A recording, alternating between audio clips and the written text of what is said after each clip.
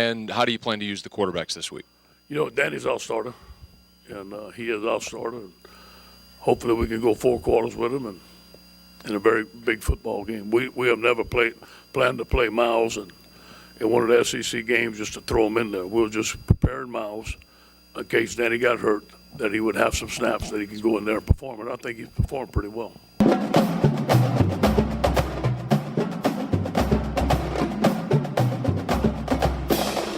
Hello and welcome to this week's edition of Tigers Roar on Pelican Sports TV, Baton Rouge, Lafayette, New Orleans, on the internet at PelicanSportsTV.com, YouTube.com/Pelican Broadcasting starting Thursday morning. I'm Tommy Kryson, along with Jordy Hultberg, a couple of left-handers from New Orleans. Jordy, good evening. How are you?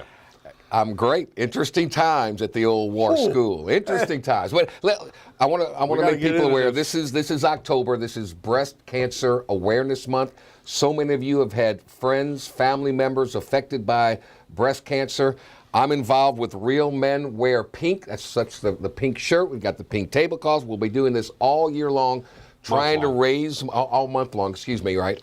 Trying to raise awareness, raise money for this another one of those terrible diseases. My mother had breast cancer. The mother of my children, breast cancer, about 18 years ago was a diagnosis. Doing fine now. So, like lots of folks, I can relate directly in my family with that situation. I'm happy to support, be a part, the whole bit. Me too. So I'll be in pink all month long. I'll get the pink going next week. Okay. I have a pink T-shirt. I need a pink shirt. Get the pink shirt. Yeah, we'll do I'll that. Get that going, and we'll get the tablecloth and the Real Men Wear Pink. And I'll find out how you can help contribute to the cause.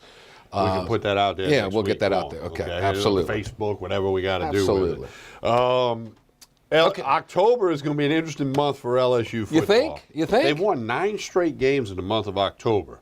Something tells me that's coming to an end this month. But at Florida, Auburn at home, at Ole Miss, and at Alabama. Open date. Alabama's not till November.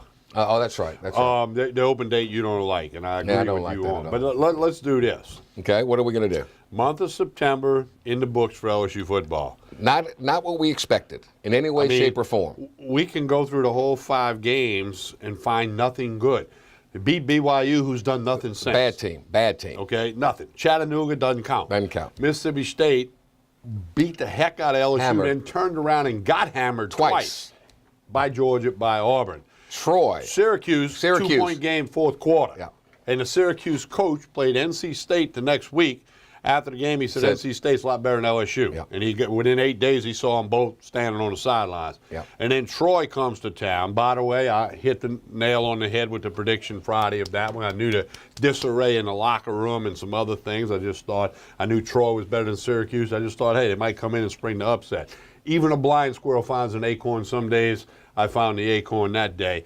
But, and now, Jordy, we hear about Coach Orgeron revealed in the Wednesday SEC teleconference a meeting between Joe Alleva, Ed Orgeron, Matt Canada, Dave Aranda. I can find no one who's heard of such a meeting after 5 games in the season.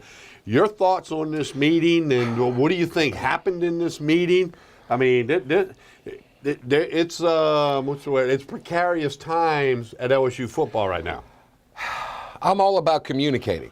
I think that's vital in any business entity. And make no mistake about it, LSU football is a business entity. I think Joe Alleva went in there to say, all right, what's going on? I'm hearing this, I'm hearing that. What is going on? What is this relationship? Coach O, why did you say this is Matt Canada's offense? You're going to leave that alone. And then all of a sudden, you're in there simplifying, and we're hearing things left and right. There's so many rumors going around. I think it's a good thing to have this meeting. Let's air it out. Let's tell the truth. Let's come up with a plan so, as Coach Orgeron always states, one team, one heartbeat. And I think Joe Alleva's feeling a lot of pressure from constituents. What's going on here? What's going on? LSU Louisiana State University can ill afford to have a football team go rock bottom. In disarray. It just generates too much income for the entire university.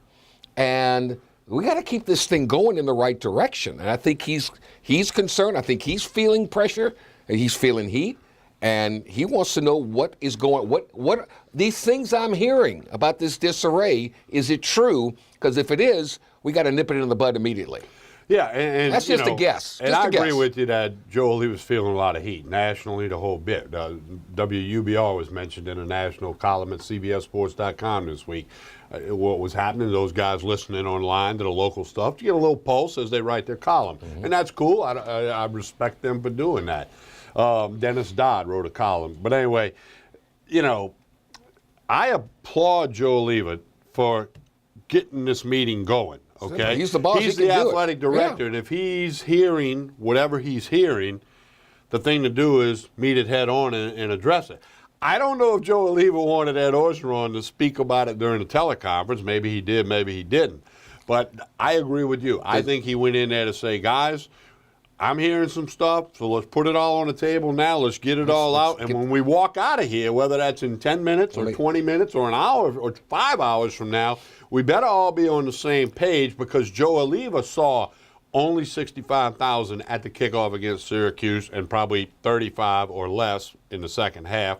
I never heard an actual number at Troy, but it was in the ballpark of 65, maybe 70 because of homecoming. But then in the fourth quarter, the stadium was virtually empty. Joe, nothing will get the AD and the coach's attention more than empty seats. Ask Curly Holman back in the day. Let me ask you this question. Joe Oliva had this meeting with the aforementioned people. Does Joe Oliva need to address the fans, and not with a letter, not a letter on the website? Does he need to get in front of cameras and say, here's what, look, I had this meeting, this is what we discussed, here's where we are, we're all in this thing together, don't give up the ship, blah, blah, blah. Does he owe the fans that? I think he owes the fans something, and he turned down a lot of interview requests because on Monday. that is the big thing. A lot several people who sent, not me, other people, our colleagues.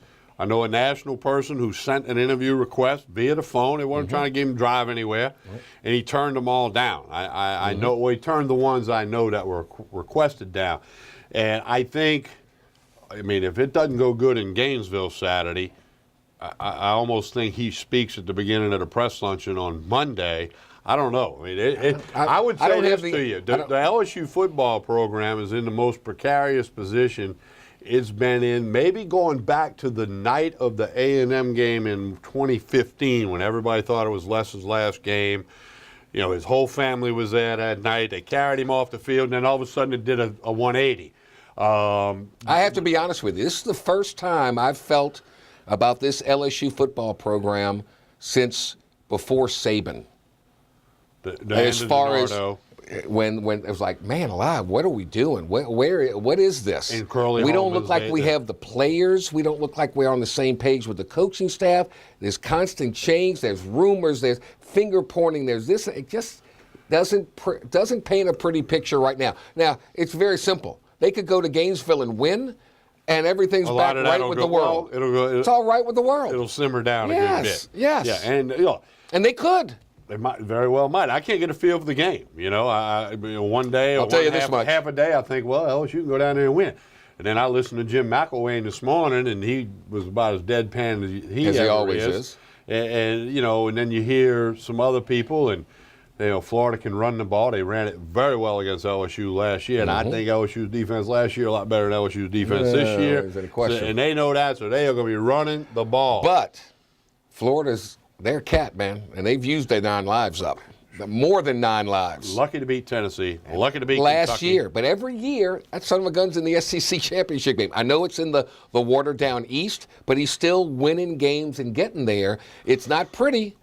It's not pretty at all, but he gets there. So let's say this, Jordy. We both play. They're overdue to lose. We both play college athletics. A lot of locker rooms have issues. Okay, you got some guys that don't get along. There's too much pushing and shoving at practice one day, or somebody calls somebody else's girlfriend. Things happen in college locker rooms. But what's happening at LSU, it's like times 20 right now, and that leads to problems. You bet. And I'm not saying that this is an issue, but I just know, because I played with people from all over the world, right, that all had certain agendas at one point in time. You better have a strong central figure that when that person speaks, it's command of the room. You better have that. If you don't, this thing can frizzle and frazzle. And when you have to make a tough decision, Dwayne Scales, dealing with an agent, the agent said, if you want to be a first-round pick, they better be able to see you dribble the basketball. We're in the SEC tournament. He's rebounding it, dribbling it up the floor. Ethan Martin looks at me. I look at Ethan Martin. We look at Coach Brown. He pulls him out, kicks him off the team. Done. Because he put himself ahead of the team. Done. Right. Cannot put You yourself better ahead have of a the team. strong-willed person that when they speak, it commands attention. Coach O said that Darrell Williams was the one who orchestrated a players-only meeting in the locker room after the loss to Troy Saturday. I've had players-only meetings that Sometimes they work, I sometimes they don't. I don't put a lot of stock in it personally. It's not a cure-all by no means. No. It's a step towards a I think cure. that's Would you something- agree? It's a step It's towards a step, a cure. but it's got to come from the head coach. That coach has to command the respect of the players. They have to buy into what they're saying, and that filters down to all the coaches. They got to be on the same page, and they have to live by the creed, one team, one heartbeat. I don't think that's the case as of yet, but they can get there. All right, I'm going to take this deep. What about that old theory of when a guy's an assistant coach and then he becomes a head coach, the relationship with the players changes? We saw it happen with Mike Archer. Yeah, we love Mike. He needs the job. And then it went south after a short period of time. Well, Coach Orgeron was an assistant coach. Right. Okay. Then all of a sudden he was the interim head coach, and he kind of pushed. He the did right everything- buttons. he pushed did the everything correct right. buttons. Well, now he's the head coach, Right. and he doesn't act the same on the sidelines. He's completely different. Yeah. 100% different. His body language. That's going to change Saturday. You watch. I think I That- agree that with will change. So are these players saying, well, that's Coach O, who recruited me 3 years ago. He recruited me 4 years ago. Now he's the head coach. There's a little weight to that. There's a whole lot of weight to that. Okay. There's a big difference between that position coach where you're buddy, come on, let's go. And you're the go-between between the players and the head coach. And now you're the head coach, and you've got to deal with every player. Every player. There are lots of things a player will say to an assistant coach that he or she would not dream of saying to a head coach. Yeah. All those complaints. We'll Play leave me, it at coach. that. Play Hey, me, coach. a lot coming up on tonight's show. We got a lot of stuff from LSU, as one would imagine. We got Jim McElwain, the head coach of the Florida Gators. Mike Scarborough, TigerBait.com. A whole nother topic. We want to ask Mike, what might this do or not do to recruiting? They've already lost one commitment. Short-term, long-term. If it's Defensive back from Scotlandville decommitted. So, and we may throw a few other things in there for you, too, tonight here on Tigers Roar. Jordy Hultberg, Tommy Krysan, we've got more. Stay with us on Pelican Sports TV.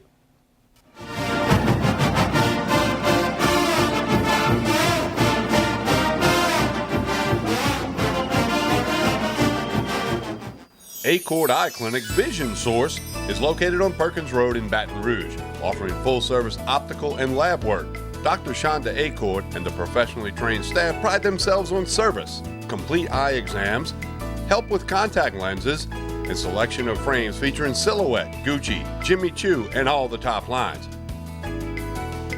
State-of-the-art equipment including OptiMap, which digitally photographs your retina. Call Accord Eye Clinic for an appointment, 225-767-3937. That's 225-767-3937. Visit the website, visionsource-br.com. All patients of all ages are welcome. Accord Eye Clinic, Vision Source. 6, 5, 4, 3. I'm back. Roger Cador here. Come watch Clarence Bugs and I as we team up to bring up all of the positive things taking place at Southern University in the state of Louisiana. It can all be seen on the Pelican Sports. That's the best one. That's it. That's a wrap. That's a wrap. That's the best one. hi, I'm Jordy Hultberg for Tremonti's Meat and Seafood Market at 12451 Old Jefferson Highway. Chairman's Reserve steaks, their pork, their chicken, their seafood, top of the line. Primo barbecue pits, Icy Tech coolers. They can go anywhere and cater anything for you. Go to 751-7665 to call Tremonti's Meat and Seafood Market, where good meat ain't cheap and cheap meat ain't good. Tremonti's Meat and Seafood Market.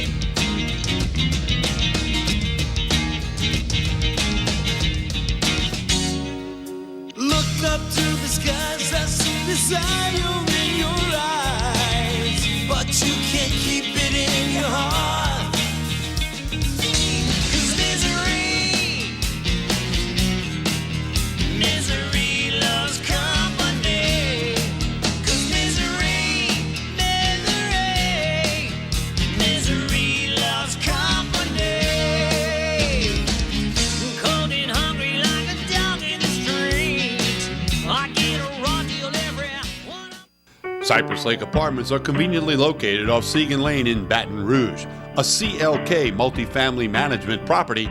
Come see this community, which has many amenities, including swimming pools, fitness room, playground, and much more. 1, 2, and 3 bedroom apartments.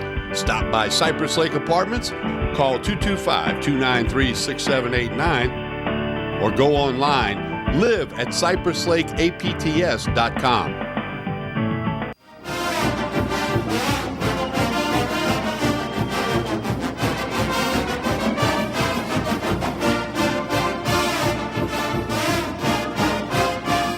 We're back on Tigers Roar. Tommy Krysan, I'm Jordy Hultberg. It's a pleasure to welcome in from the Gainesville Sun to get the Florida Gator perspective of things, Robbie Andrew.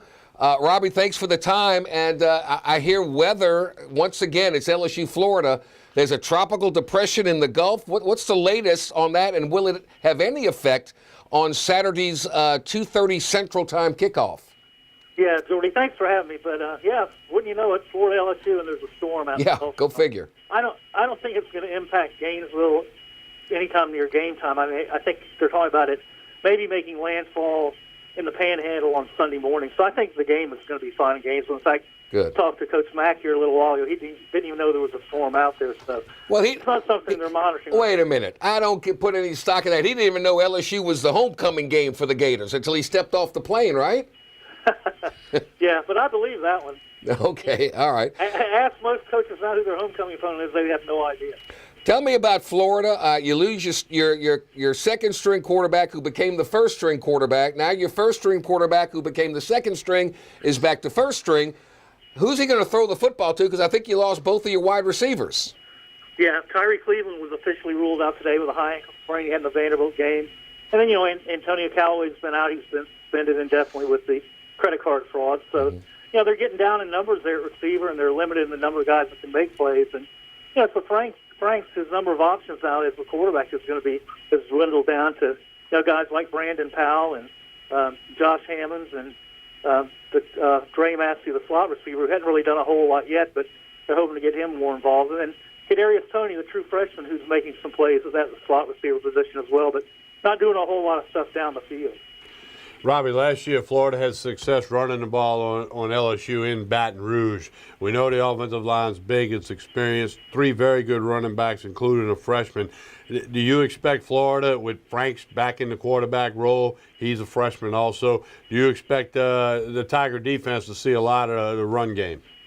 Yeah, I think ideally that's what Florida would like to do. It takes some of the pressure off of Franks in the decision-making area, which is a place where he needs a lot of work still. But it's an offensive line that got manhandled by Michigan after McElwain had talked all summer about how they were going to be a team strength. But then every week they've kind of come together, gotten better, and the running game's gotten better. And as a result, the whole offense has gotten better because when you can run the ball, you got a better chance of passing. So there's been steady and gradual improvement in the running game. I think they're going to try to run again Saturday, maybe to set up the pass.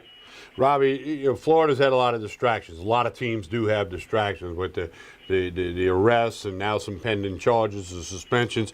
How is Coach McElwain handling, keeping the focus on the task at hand and ignoring the noise from outside? Yeah, to me, he mentioned that today, that all the outside stuff is noise and you've got to ignore it and you focus on getting your team ready. And I think that has been one of his strengths as a coach, is the fact that he blocks out, and when your coach blocks out, the players have a better chance of blocking all out. And I think, they've gotten used to the 9 players not being here suspended, so they've moved on, and I think that he's done a good job of keeping them in the moment and not looking far ahead or not looking back and just getting ready for a game and then trying to have fun on Saturday. I think it happens every year, so he's used to it, and it seems like the Gators are a cat, and they've got 9 lives. How many more lives do they have? I mean, all these close finishes, and I said this to you before. My goodness, they don't do it pretty, but McElwain finds a way to win games. Yeah, I mean, they stay in games, and they find a way to do it. He talks about how in practice every week they go over all these possible scenarios, late game situations, so that when you get into a game and you have one, you've kind of seen it before and know you got a player, have a way to get through it and pull out a win, and they've done a really good job staying in games and somehow finding a way to make a winning play at the end. let's talk about this Florida Gator defense, because I read where the offense is rolling and now there's concerns about the defense. I thought defense was the staple of the Florida Gators. What's been going wrong on that side of the ball? Well, I think the big problem, Jordy, is the fact that, you've got three freshmen, true freshmen, that are playing a lot in the secondary, including one, Marco Wilson, starting at cornerback. So you've got that going with inexperience. You're going to have mistakes like we saw last week against Vanderbilt. And then the lack of depth at linebacker has really hurt them, and they don't have a lot of guys that are real good in pass coverage at linebacker, and that's why the middle of the field kind of came open last week. So to me, they're fine up front. They're doing a really fine, good job up front. They're at Florida standard there, but they're a little bit below right now in the other two phases just because they're so young. Okay. Robbie, I want to ask you this question. We here in Baton Rouge, obviously, we got LSU 7 days a week, 5 games in the books. We know what we think. What do you, from the Gainesville Sun and from Robbie Andrews' perspective, what are your thoughts and observations about this LSU team? Obviously, this week you've looked more into it. What do you see in LSU? Well, I see a lot of young guys playing on the offensive line, which creates some possible problems there. And then you're looking at a transition to a new offense, which, the coordinator will say it's not that hard to learn, but maybe it is for guys that have been in another system for a while. But, you look at LSU, and like Mac talked about today, Coach Mac, if you look at LSU, they've still got tons of talent everywhere, and it looks like they're going to get more healthy for this game. And, I think that they look like a typical LSU team to me, just how physical they are and how big and athletic. So, I think it's just a matter of time before the transition kicks in. They start playing a lot better. It's homecoming week for the Gators. You've got a picture that is going to be the old, the Florida Gator 2 bits. It's going to lead it that beat LSU in the College World Series. You're just killing us, Robbie. You're killing us. It's a great rivalry. That's for sure. And I know Florida people really enjoy it. But I got to be honest with you, it was a sad week for me because Gainesville lost one of their all-time legends in Tom Petty. I've been playing his music all week long. That was a shocker to me. Yeah, it was everybody here. Now they're talking about, erecting a statue for him somewhere in town, which I think is appropriate. But the question I have now with that is why didn't they have one sooner before he died? Because he is Gainesville's favorite son and an icon. So I think they maybe should have done the statue while he could have been here to enjoy it. I don't know if TK knew this, but he was a groundskeeper on campus? Mm-hmm. Yeah, he was. How about that? Well, I said this on the radio, and I'm a huge music fan, Robbie. Tom Petty's music has and will pass the test of time. No question. My grandsons are going to be listening to Tom Petty when they get older, Yeah, there's no doubt about that. His body of work is amazing. And one other footnote back to LSU Florida baseball. They do not play in the regular season next year, that rotating schedule thing. Right. LSU and Florida aren't on the 2018 baseball schedule. I just had to throw that in with Faedo doing the two bits. Yeah, they don't play next year until perhaps the SEC tournament. All right. So you don't think the weather's going to be a factor. That's great. I don't think so. All right, we hope so. Well, look, we can't thank you enough for your time as always, but I know you got some deadlines to meet, but thank you so much. But one note on the baseball thing, there was a rumor that Florida was going to honor the World Series championship team this Saturday, but they're not doing it this week. They're doing it against Texas A&M the following week. Well, that's awfully nice of y'all. Thank you. Thank you, Robbie. Thank you, Robbie. Hey, guys, thanks. All right. Robbie Andrew of the Gainesville small Sun. Oh, my God, you're talking about pouring salt in the wound. I'd heard they were going to do that, but then Robbie acknowledged the rumor, but apparently that's not true. We're going to take a break. When we come back, we'll take you back to Saturday night. Now that you've had a few days to digest it, we'll let you see what got said after the game, then put that together with what you know now. I'm going to talk about some of this. And you'll talk about this when we get back. Good stuff. We'll tell you about it right after this pause on Tigers Roar. Spread the roar. Stay with us.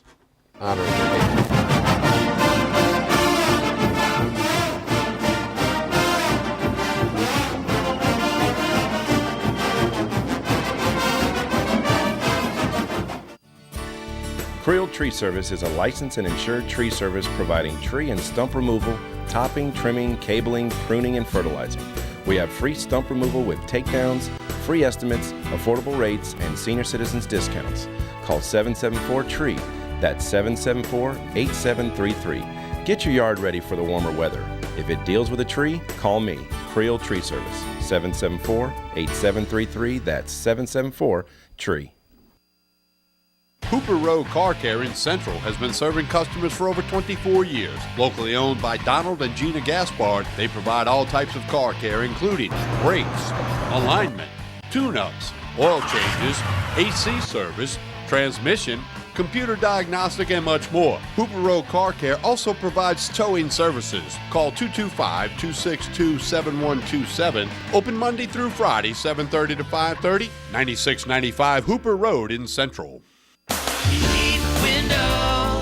Experience Relief Window.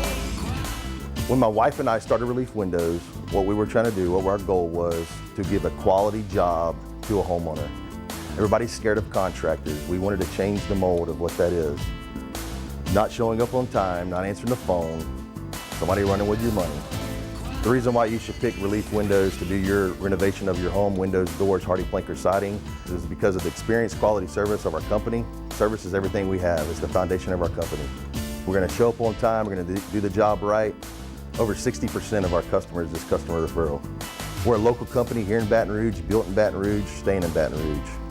The job's not done until you're happy and we're happy. It's built the old-fashioned way, with a handshake. Here at Relief Windows, it's an honor to be official window, door, and siding company of LSU Athletics, from one winning team to another.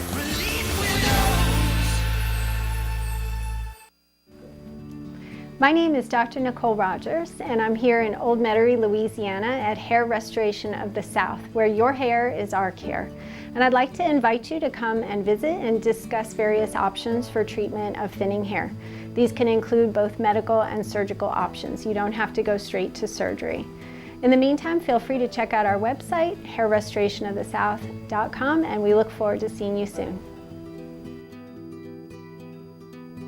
This is an important announcement. If you're between 50 and 85 and worried about your loved ones, you can still get affordable life insurance for peace of mind. My life insurance coverage is guaranteed, and I was not required to get a medical exam. I had high blood pressure and diabetes, and I got my coverage with one telephone call. No exam necessary. I'm a smoker, and I wanted to take care of my family. I called to get my life insurance and my affairs in order. I wanted to do the right thing. Call Final Expense No Exam Insurance. Your rates are guaranteed and will never increase. I called and learned that this insurance cannot be canceled even if you get sick or gain weight. And there are no restrictions on how my beneficiaries use the money when I'm gone. Approval was easy and the price was right. I wanted to do this for my children. Call 800-654-9927, 800-654-9927.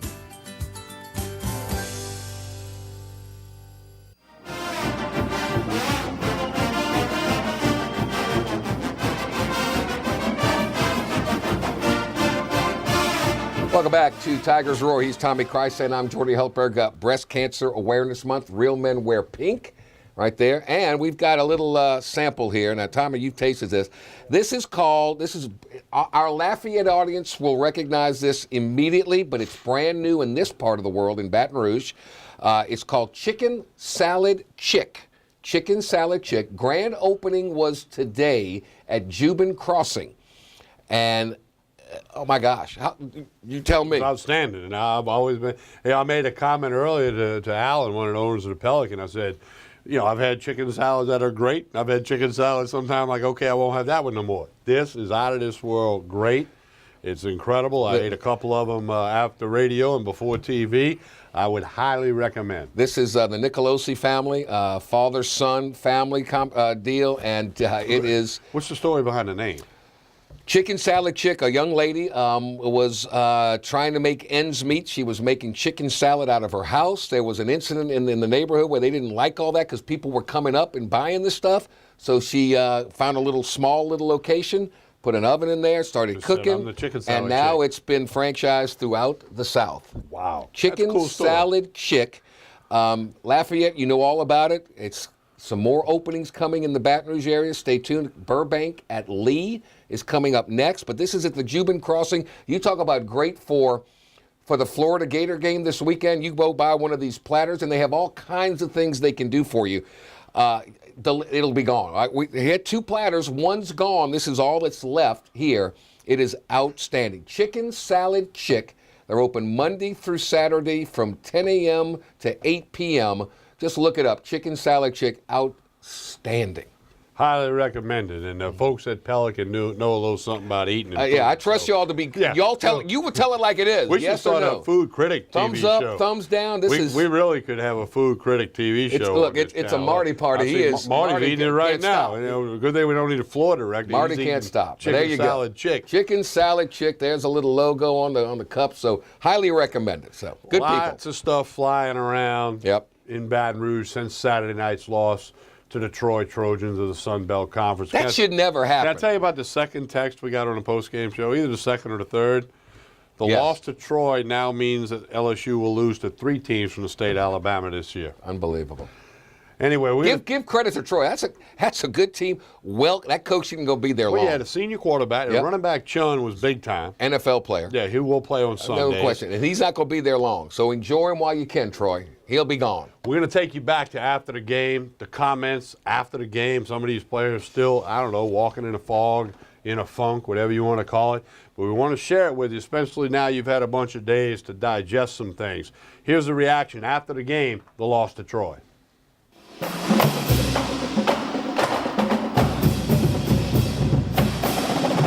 All right, man, obviously disappointing performance. We were out-coached and outplayed tonight. That's the bottom line. And, got to keep this team together.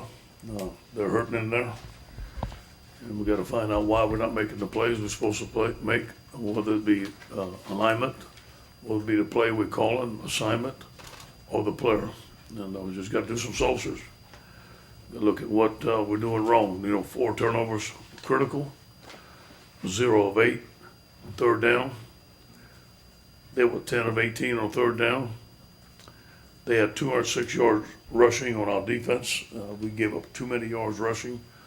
It seemed like we got out physical by Troy tonight, which is not Tiger football, and it's something that we got to look at. Any questions? How do you keep the team together? You mentioned not losing them. How do you do Got to fight hard, man. I got to fight hard. I got to be a leader. I got to do my best job ever right now. And it's not about pointing fingers. It's about everybody looking at each man in the mirror and getting better. Start with me, but you know what? Everybody got to look at it. And I took the blame the first time, and I'll take it again. But you know what? We got to call better plays. We got to stop them on defense. We got to do better on special teams. We got to make plays. We got guys out there that are not making plays. They're supposed to make plays. Get beat at the point of attack. I wish we could have had that first down back. I mean, I wanted Darryl to get the ball, and our third string back got the ball. And I should have done a better job of game planning. I was not aware that we were going to do that, and I think that's not the way we ought to start the game. So, Coach, each game has been these difficult starts, just getting the team going early. What has been the problem that you see in their ability to come out? We got to look at leadership. We're doing the same things we did last year when I took over. We're practicing. We have the same meetings. We have energy. Looking like everything's okay. Then we're going out there and we're not playing very well. And I always look at myself first. I always look at what we do at practice. I always go back to the scripts. I always go back to what we ran, what we did. And I think it's just a matter of we got to get better. We got to get better at some positions. No excuses. Who made that call for Brissett to be in there in that first play? Well, I make all the calls, so everything goes through me. So I should have checked it. Okay, I didn't. All right. So everything goes through me, and no pointing the fingers at anybody. If I could have had that call back, Darryl would have got the ball. So is it miscommunication? You heard what I said? Thank you. Yeah, you didn't again have Darius. Yeah. Out there. How does that impact you? What was his status? When was the decision made? Was something dressed out? Yeah, he's questionable all week. He just couldn't play. Just couldn't play. Hey, what did you think of the play from the two quarterbacks, Danny? Danny got roughed up a little bit. He could have went back in the third quarter. Wanted to give Miles a shot. We needed a boost, and he made some big plays. He did, and then obviously the interception at the end was critical. So we put Danny back in. That's a difficult deal right now because we can't move the ball. We are missing some key plays. With Danny in there, we're giving Miles a chance. He goes in there, but it's not his fault. He don't have the experience. And that was a critical interception. We were driving to get the game closer. Ed, you had to burn a timeout before that fourth down conversion. Just what happened there? Because I know you don't obviously want to do that late in the fourth quarter. Yeah, it was just a matter of communication, a matter of us getting the right thing that we wanted, and it's just what we did. What did you see in the trenches on both sides? Well, 206 yards rushing, that's not good. You know, obviously I don't watch the film. And it involves everybody. It's just not the line, it's the linebackers, the safety fitting. You know, that big run was a misfit by a young player. He wasn't in his gap, but he went, and we missed a lot of tackles. We should tackle better. And we got beat on fundamentals tonight, blocking and tackling. We started 2 freshmen on the offensive line, and there were some mistakes. And I don't know if it was only them, but that's just the way it is. Yeah, after y'all scored to go up the trail 24-14, you onside kick, there's about 7:40 something left. Questionable. Yeah, It's questionable. We discussed it, it's questionable. And obviously we wanted to try to win the game, you know, and that was my decision. And we all said it. It might be a little bit early, but I'm the one that made that decision. Coach, obviously it's a lot of new players, it's a different team, but fans are going to wonder if the team in the bowl game, to the stretch of football you're on now, I mean, how do you explain the way the team's playing? Yeah, we're not playing in sync. We're not playing as a team. We're not doing a good job coaching all around, start with me. We're not the same team that was in the bowl. I think we're more efficient in everything that we did. In bowl practice, the way we called plays, the way we ran plays, the way we played defense. Now we have 5 guys that left out defense that are starting in the NFL right now. I know that's happened to LSU before, but we're missing those guys, and those guys would have made some of the plays that we missed tonight. Field goal kicking again, came back to bite you. Yeah, you know, Jack was perfect in practice on Thursday. Coach, the play at the end of the first half where teams go in the locker room, teams come back out, what was your... Guy told me it's halftime, go in. I guess they went back, and it was a first down, I think. That's when the clock should have stopped, because it was a first down. And they said they had 2 seconds left. There's nothing you can do. You got to go play. Coach, what went into the decision to choose Sadiq at right tackle, and were you nervous at all having 2 freshmen? Yeah, very nervous, but you know what? He had a better week than Adrian. I trust Jeff Grimes. He made that decision. He works with those guys. Coach, what's wrong with him? What happened? I think he couldn't practice this week. He's questionable. You mentioned 0-8 on third down. What happened on those high pressure downs? We missed some throws. We had some guys open. We missed some reads. We didn't protect well. Overall breakdown. Yeah, how do you fix your offense at this point? I mean, you simplified it tonight. I know. Yeah, and then now, I mean, where are you? I know. Back to the drawing board. I think that, you know, we tried less motion and shifts so we can have less penalties. We can have more execution. It didn't work. We tried a new quarterback. It didn't work. We're going to have to do a better job of coaching. Darrell Whittington played that last round. Is he okay? Yeah, he's dinged up a little bit, but I think he's going to be all right. Ed, you see teams usually progress, and especially from your season opener. Do Yeah. you feel like this team has done the opposite? Yeah, no question. So we played a clean game against BYU, and we haven't progressed the way we wanted to at this point of the season. But the season's not over, and we're going to fight like heck, I promise you that. You said, Coach, your goals are still basically there. You've only got 1 conference loss. Yeah. The rest of your conference schedule ahead of you. Is that what you focus on with your team and say there's still great things we can do? You know, we focus on one week at a time, 1 game at a time. Obviously, we did not look past Troy. We knew Troy was a good football team. We knew Troy had played some big-time college football teams very close, like Clemson last year, like here in 2008. It wasn't about Troy tonight. This was about us. We did not play well. You think guys could be ready for Florida for the week of rest? We'll see. We'll see. I'm not sure of that yet. Coach, I take one more, Ross. Just that game in general, Ed, down there going to Florida, you go on the road now. Yeah. How fast do you have to turn the page? Well, you know, we're going to spend a lot of time on that tape tomorrow. And we're going to look at it on Monday with our players. We'll go over 24-hour rule and on to Florida. That's all we can do. Thank you, guys.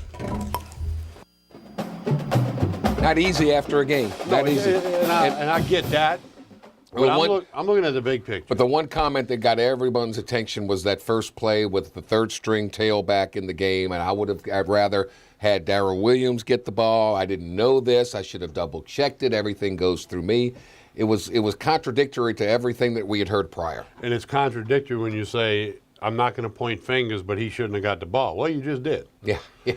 Hey, look, it's after a loss is tough. You know, that's why you were in the NBA. Isn't there like a quiet period? There was a quiet period before. I know in Major League Baseball it was like 15 minutes before anybody can go in there, and I think the Saints have the same thing. They usually have the same thing. He doesn't have to come out. No, I know, but after that loss, he needed 24 hours maybe. Yeah. But no, I'll just say that in the big picture, Ed Orgeron, the people who say he shouldn't have got this job, the things they said are more prominent now than the people that said he should have got the job. Well, and look, that can change Saturday if they beat Florida. Change in a heartbeat. It really they beat can. Florida 20-7. But he made another poignant statement when he said, we have not improved from the BYU game to now. They have gone reticently, gotten worse game after game, and you thought that some corrections would be made, but they aren't. And all of a sudden, this defense looks very, very young.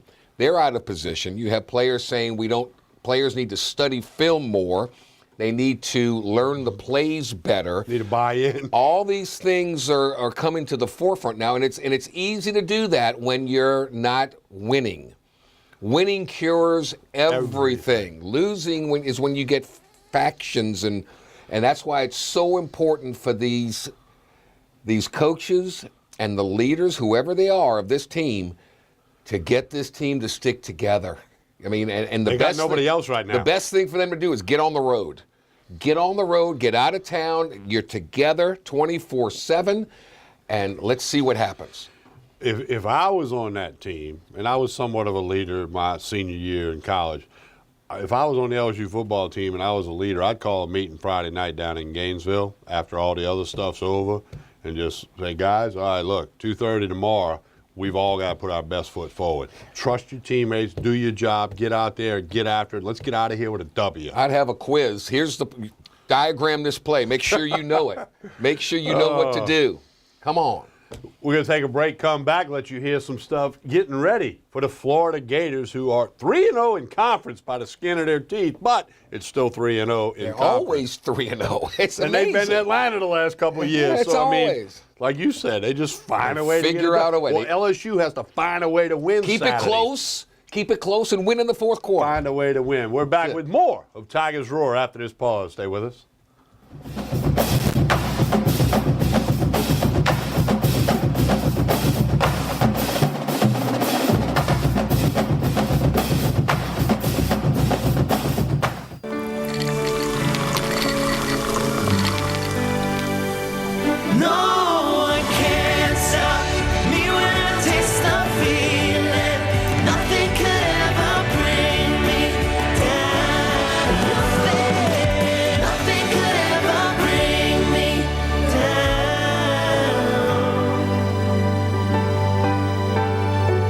Taste the feeling.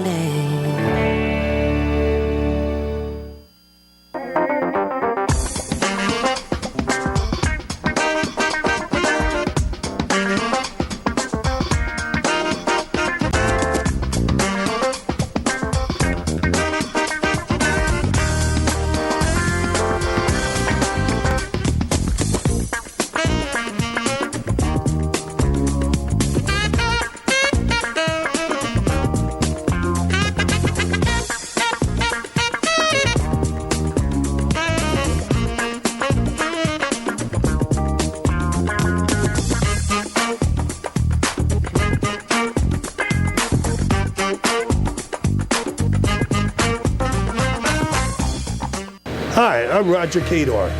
I'm here to tell you about Smith, Shanklin, and Sosa. You won't find them on billboards, but you'll find them in the courtroom where real lawyers are.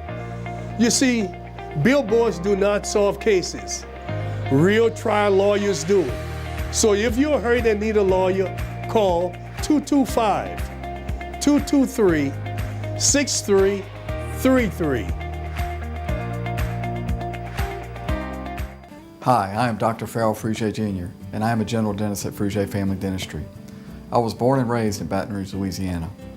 I went to Catholic High School, LSU, and LSU School of Dentistry in New Orleans, where I received my DDS degree in 1986. I always have and will continue to be committed to continuing my education, to invest in technology which makes the diagnosis and delivery of dentistry more thorough, more comfortable, and more aesthetically pleasing. In our practice, we are here to serve the patients. We want to improve their quality of life and to develop relationships with our patients. In dentistry, we have a chance to impact lives on a daily basis, not just by doing dentistry, but by getting to know them and being a part of their life. We also believe in giving back to our community. So every year, we give back to the Greater Baton Rouge Food Bank, Toys for Tots, and Mary Bird Perkins Cancer Center. Please stop by and visit our office. We would love to take care of you and your family. For total home pest control, who are you going to call? Call the Bug Man, 923-BUGS. For total pest control for your home or business, call the original Salvant. Call the Bug Man today, 923-BUGS.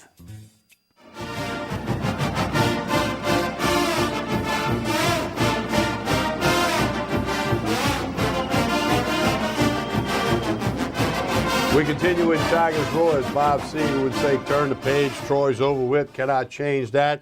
Now it's the Florida Gators. We spoke to Robbie Andrew of the Gainesville Sun. It's time to move on, all right? It's time to move on. Well, it's true. I mean, you got to go get the next one. That's right. Coach Orgeron in his weekly press luncheon. His opening comments, they're not long, short and sweet.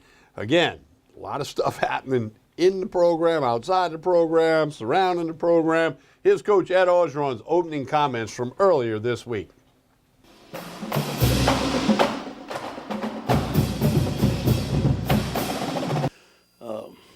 We spent the last 2 days finding the fixable problems and starting to fix them.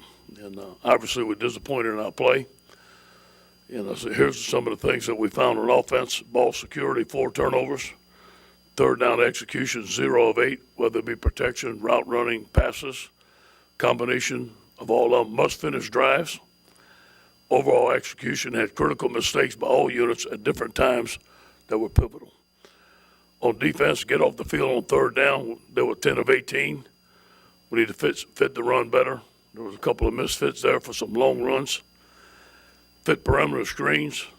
On special team, improve our field goal kicking. Eliminate the 2 penalties.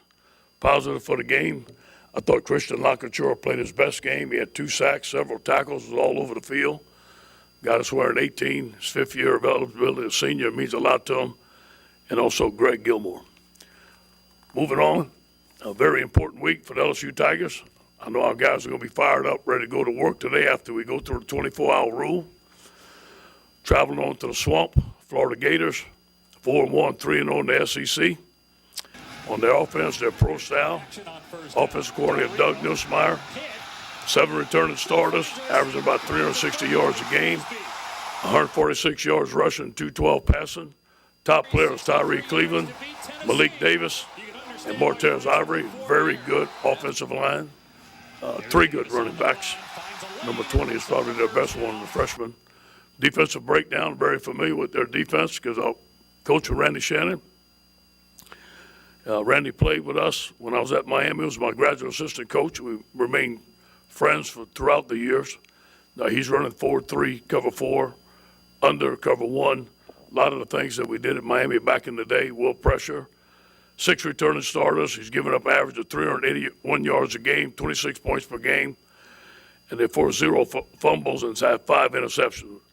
Their top players are David Reese, middle linebacker, Nick Washington, senior, safety, and C.C. Jefferson, a guy who I was highly involved in recruiting. He's very explosive. He's a good pass rusher and plays with a high motor. On special teams, their kickoff is number 1 in the nation. They have 0 returns. They're very, very capable of returning kicks and punts with all the speed that they have in Florida.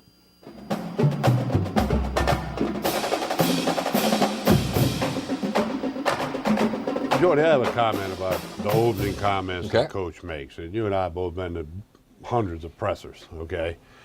That's like 8-track tapes and cassettes. The way stuff's covered now with the internet, we know what Florida's got on offense, defense. The coach used to have to come in and say to the fans, to the media, well, they're going to run a 4-3, and they got this running back number 20 that's really good. Yeah. Well, if you're an LSU fan and a college football fan, you already know all that. Seen what so Florida the coaches does. just need to come in and say, okay, guys, what's the questions today? Which we're going to get to that in a minute, but you know that's cassette tapes. That's 8 tracks. Get rid of it. You know, he's candid. He says these are the problems. This is what we have to correct. These were the positives, and that's fine. That's fine and dandy. But the proof is in the performance on the field. And 2:30 Saturday. That's what we're going to find out. The talk on Monday, Tuesday, Wednesday, Thursday, Friday, insignificant. Saturday at 2:30 in Gainesville.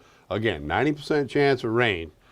Robbie Andrew told us weather should not affect the hurricane or the tropical depression or the Hurricane Nate, whatever it's going to be, should not affect this game. Let's if it's hope LSU, not. Florida, there's always weather involved. Yeah, it could be. All right, now we get to the questions and answers. Our colleagues in the media, as usual, some really good questions, and then Coach Orgeron with his answers. You decide for yourself the way he answers some of these questions. Here's Coach Orgeron from earlier this week.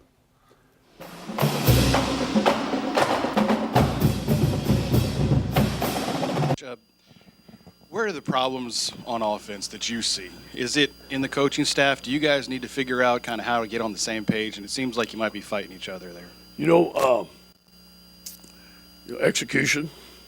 Obviously, this is Matt's offense, and he brought in, he implemented every play, everything. I did step in last week for the first time. I wanted to simplify only the shifts and motions. I knew we were going to start 2 freshman linemen, so I wanted the guys to be in place so we knew how to block them. That's all I've ever done. You know, this is Matt's offense. He runs it. He calls it. He scripts the plays. This is his offense. Hey, Coach, reflecting back on the film, do you feel like your team is giving maximum energy and effort out there on the field? You know, a lot of people ask me that question. You know, it does look like we're playing flat at sometimes. We feel that we're practicing with energy. There was a lot of energy in the locker room. But I think that, you know, we have a saying, big plays fuel emotion. And, you know, we go out there and we fumble the play on the first snap, and they score a touchdown. I think that took the air out of us. So that's my job. You know, that's one of my strengths. So I think that you're going to see a team very fired up to play this week, and hopefully we can continue to do that and improve in that area. And a follow-up, is there anything going on with Darius besides an injury that's preventing him from getting on the field, playing, contributing to the team? Nope.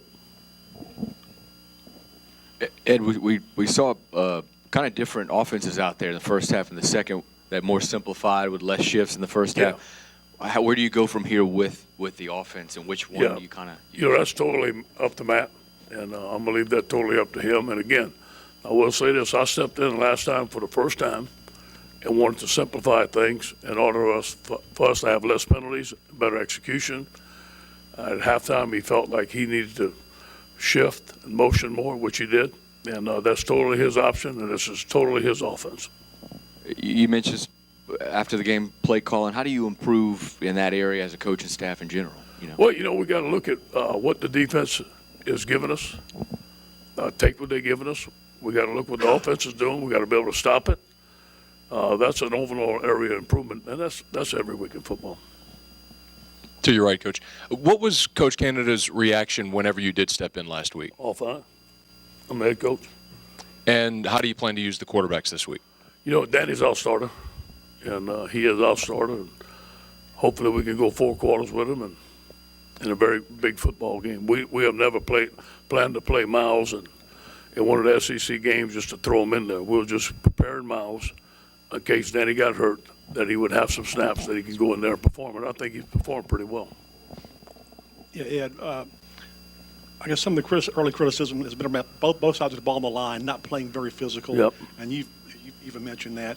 What's the problem there? Are they not in shape, or is it the fundamentals, or I mean, what's going on there? Because people are shoving you all around, and I mean, obviously to get better you have to hit more, but you can't hit more because you don't have enough depth. Yeah, I think that you bring up a good point. We're not playing the way we want to on both sides of the line of scrimmage. That's one of the reasons I wanted to quit shift and motion, be more physical at the point of attack. But you're playing two freshmen there, and guys are moving and they're challenging our two freshmen. On defense, our best player is out, Rashard Lawrence. We don't have Ed Alexander out there. We don't have Frank Herron out there. So we got our guys that are doing the best job that they can, but Glenn Logan was a redshirt freshman, and he played, almost every snap at right end. So it was kind of difficult for him to hold a point. We wish we could have rotated him, but we couldn't. And we think that we can have some help with Rashard Lawrence this week, and Ed Alexander, and Frank Herron against Auburn. Coach, how do you block out the noise from that room of everything that's going on and people talking about wanting you fired or doing anything else? How do you block that noise out? I haven't heard that. Here? Thanks for telling me, Andrew. I go to work, I show up at 6 o'clock in the morning, I say my prayers, I drink my coffee, I watch film. I stay in the office all day. I call my wife 2 or 3 times a day, text my boys, go to practice, go watch film, and I go home and I put my head in the pillow and go to bed. I don't listen to the news. I don't listen to none of that. That's out of my control. Ed, over here, you guys talked a lot about communication trouble last time you going on the road to Mississippi State. Yeah. How do you clean that up this week? Yeah, we have to. We, crowd noise, simplify the things that we can do, silent snap count, all that stuff. It's part of our playing in the SEC. We're fixing to go on some big road games, so we better get used to it. Coach, we've seen more and more receivers getting involved in the passing game, and you've expressed concerns about their experience and ability levels before. Have you seen their progression at a rate that you're comfortable with? With Stephon, yes. Drake, he's coming. Still, the other receivers have a ways to go. But we like our first 3 receivers. We think they're very, very solid. We like the way the tight ends caught the ball last week. We like to throw the ball to the tight ends more. Get our backs involved more, spread the ball around a little bit more. Coach, over here on the 74-yard run. Yeah. It looked like 2 guys who had a real chance to make that tackle. Yeah. And for whatever, they didn't see him or they didn't engage. It wasn't a good look. What was your take on it? It was a counter, and we had too many guys outside. We had the first guy splattered, what we call splatter. We used to call spill. The next guy should have splattered, sent it to the safety. We had one safety that was supposed to be up. The next safety was a little too tight. He's supposed to be back, what we call fox on the post. And he had cleanup duty. He came up. We had 3 guys overrun it, and we had a seam, and he hit it. So it was a matter of execution on the defense and fits. And by the way, they ran that play 3 times later, and we crushed it. Just a bad fit, that play. You mentioned Ed Alexander, Rashard. We could see them coming back this week. How about some offensive guys, Toby and J.D., and, of course, Darius? How are they doing? Those guys are still questionable. Let's talk of Florida a little bit. Does it help knowing that, with Del Rio out, it looks like Felipe is going to be the guy there as far as defensive game planning? I think it helps a little bit, but obviously they're good coaches, and I just watched that offensive line all morning. That doesn't affect them at all. Maybe they can run the ball more. They have 3 good backs, a big offensive line, very talented, very well coached. This is going to be a tremendous challenge for our front. And it seems like they really went to their ground game this past weekend. Is that new? Yeah, and I can see them doing that. They got 3 backs, and that's last year we had problems stopping their run, their power game, and they were very, very physical at the line of scrimmage. That's going to be a challenge for us this week. Coach, Austin Deculus enrolled early, highly touted tackle. Just why haven't we seen more of him, and how close are we to seeing that? He's just not there yet. Just not there. He does a lot of good things, but he's not ready to step in and be a starter yet. He's a very physical young man, a smart young man. He's a great young man, works hard, but he's just not ready yet to go in there and take the snaps that we feel that. Ed, how do you and Matt get together and decide when to put in the other quarterback and when to take him out? How does that all happen? Well, we talk about it before the game. We meet before the game in Lod Cook, and we talk about the game plan, and then we talk about the quarterback play. And I said, let's find a time for Danny to go in. You let me know what you think, and I'll let you know what I think. I do converse with him throughout the game. What do you think now? Now, one more series with Danny. There's a couple of things I want to get done. And now's the right time to put in Miles, and we decide on and do it. The field goal kicking, where is it back open? How do you approach that this week? Yeah, we're going to discuss that a little bit later. We don't have any other choices. I mean, that's what we have. Hopefully we can get the guys better. I will say this about Jack. I sat behind him at practice on Thursday. He was 5 of 5 for field goals. He was perfect, right down the middle. Just went out there and didn't do a good job.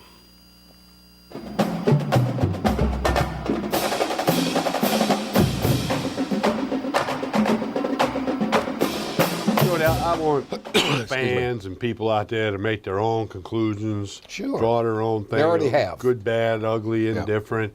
If there's contradictions, figure it all out. But, and I'm not trying to date us, but we've seen a lot of press conferences in a lot of sports at different levels. You've talked to high school coaches, I have, et cetera. And I don't know. That press conference Monday, and I get it, it's off of a horrible loss that nobody saw coming, didn't look good losing. Sometimes it's not about losing, it's about how you lose. And I don't know, that just didn't pass the old eyeball test. Well, it is what it is. I just want to see the results on the field. I don't care how Ed Orgeron talks to the media.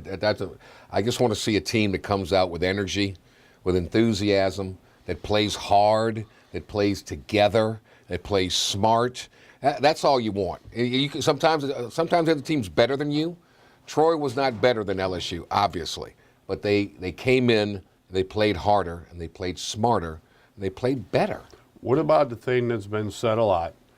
Because it's true. Troy won the line of scrimmage, both directions, offense, defense, basically all night long. And I know Coach Orgeron said Locketua made a couple good plays. Well, I hope somebody made a play or two. But they got whipped up front, and we all know that's where it starts and ends. No good running back or quarterback is anything without a line in front of them. I think the offensive line is going to stay the same. I know they're getting Rashard Lawrence back. They're getting Ed Lawrence back. And Herron's coming for the Auburn game. So you can see some help coming along the way there. So under Dave Aranda's tutelage, they should get better, because I saw what he did a year ago. But they had 5 guys, like you said, in that defensive lineup. 5 of the 11 are starting in the NFL now. So I've always said this, players make coaches great, and bad players get coaches fired. That's it. Yeah, well, it's... So we'll see. We'll all find out how all this works. Well, I heard you say on the radio it would not surprise you if LSU won Saturday. It wouldn't. Me neither. Wouldn't surprise me in the least. Look, I don't know what I'm going to predict on the Friday radio show. I got no idea. But I'll figure that out between now and then. But I don't know. I can't get a feel for it. We've had these moments before where here we are doing this. It's the past game is far in the rearview mirror, but we're still talking about that. And we're still reflecting upon that and wondering what the heck happened. How did that happen? How has this program gotten here to this point? And some have lifted it up and gone to good levels. Some have gone down to bad levels. Bill Arnsparger, back in the 80s, lost to Miami of Ohio. You go, what? What? Are you kidding me? That team bounced back, ended up winning the SEC title. 9-3. So this team's going to bounce back and win the SEC? I don't think I see that. Yeah. There was some pretty good players on that Arnsparger team. Yes, there was. There was a lot of good players on that Nick Saban wasn't coaching at Alabama then either. We'll take a break, come back. We've got more questions and answers with Coach O for you after this pause on Tigers Roar, Baton Rouge, Lafayette, New Orleans, on the internet at PelicanSportsTV.com. And don't forget, it's on YouTube mid-morning Thursday, where you can watch it at your convenience. Jordy Holberg, Tommy Krysan, he's eating chicken salad chick, and we're going to break. Stay with us. Talk about good.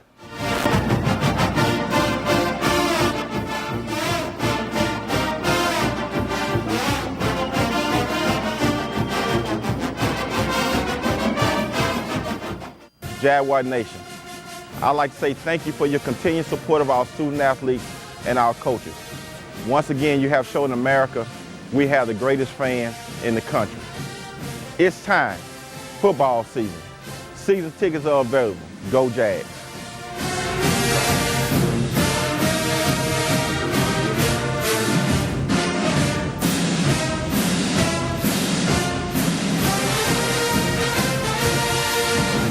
You studied hard, went to college, and achieved your dream, but it turned into a financial nightmare. If you have federal student loans and you'd like to reduce your payments, get more time, or have your loans completely eliminated, then we have good news. With one call to Student Loan Relief Services, you can find support and guidance. We've already helped thousands of people, and we can help you too. If you have $10,000 or more in federal student loans, you can qualify for payment extensions, payment reductions, or you may qualify to have your federal student loan completely forgiven. Call Student Loan Relief Services now to find out about your options. Take control of your finances and get out from under this burden. One of our student loan experts has the answers to your questions and great solutions to ease your financial burden. We're here for you. Call Student Loan Relief Services now. Call 800-718-3516, 800-718-3516.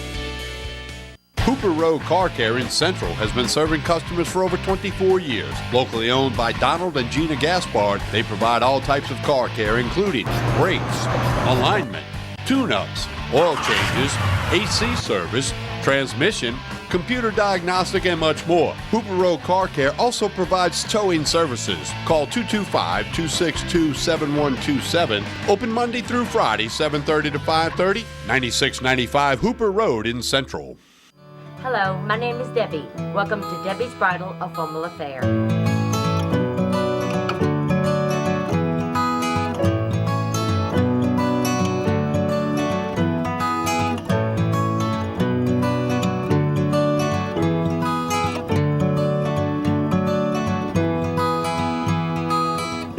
My name is Raven. I work at Debbie's Bridal, and she makes your dreams come true. Hello. Hola. Ni hao. Experience what the Baton Rouge International School can offer your children. Now welcoming displaced students for short and long-term stability.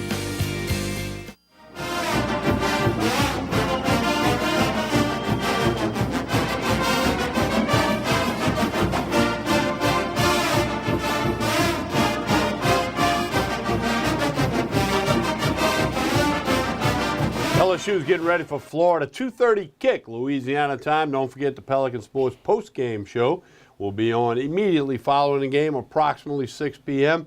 Buddy Sanji and myself. Your phone calls, your text messages, over 300 text messages last week and 30-plus phone calls. I'd rather you not have any text messages and very few phone calls, because that means LSU wins. So we'll be there right after the game, TV and radio, a 90-minute program. Reports from the stadium. We'll have the stats, all that good stuff. TV will repeat on Sunday morning at 9 and 10:30, back-to-back airings. Sunday afternoon, it'll be over on YouTube. The Pelican Sports postgame show right after the Tigers and the Gators. Again, approximately 6 p.m. We're in year 11 with that show, so you know the drill. We'll be there. Buddy Sanji and I. I'll make one prediction. If LSU beats Florida, LSU will play a day game the following weekend. It'll be 2:30 against Auburn. Yeah, because Auburn's going to beat Ole Miss. By the way, Tiger fans, the next two LSU opponents, Auburn, Ole Miss, in that order, play at 11 o'clock this Saturday at Jordan-Hare Stadium. So if you want to get a little peek at what's in the future for LSU, Auburn coming here, getting better. LSU going to Oxford the following 2 weeks, so you can get your own scouting report on the next two opponents for LSU after Florida. Auburn's getting better. Got three good teams in the league. There's Alabama, Georgia, and Auburn. Auburn's getting better. Georgia and Auburn play a little bit later, too. That might be a 10-9 score. Those are two good defenses. Could be. Two good defenses. We got more questions and answers for you as LSU continues to prepare for the Florida Gators. Here's Tiger head football coach Ed Orgeron.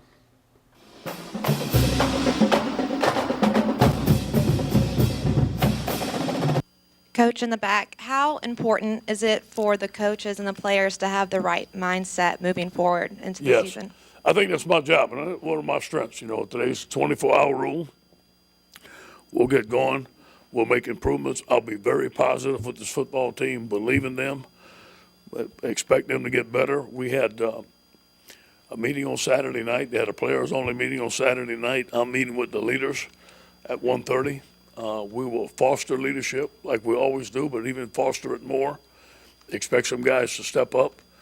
And we're going to battle. I mean, you put our backs to the wall, we just know how to battle. That's all we're going to do. Was that meeting after the game? There was one, yeah. After I met with him, Darrell Williams, I believe, brought him up, and guys started talking and stuff like that, which is good. Yeah, that's got to give you positive encouragement. It's good. Yeah, it's good. We need leadership. We need guys to step up. We all need to do better. You know, the saying goes, heavy is the head that wears the crown. You're a guy that is fighting for a job, full of energy, and now you have a lot more responsibility. Have you second-guessed anything that you've done? You know, are you any different in ways that you can notice and maybe get back to? Yeah, well, you know, let me say this to you. I've remained the same coach I was as an interim coach. I have the same responsibilities. I do the same things every day. Now, obviously, the load's a little bit heavier now that I'm a full-time coach, and I understand. I understand the pressures out there. I understand the LSU. Look, I was born and raised just like y'all here. I get it. I've been on the outside. I get it. But you know what? It doesn't faze me at all. And the reason it doesn't faze me is I'm strong enough mentally to attack work every day, focus in on the task at hand, and do what's best for this football team. That's what I do. Coach, could it perhaps be a positive to have to go on the road to a place like the Swamp where you're against the odds and the guys are going to have to rally and play together to have success there? You think?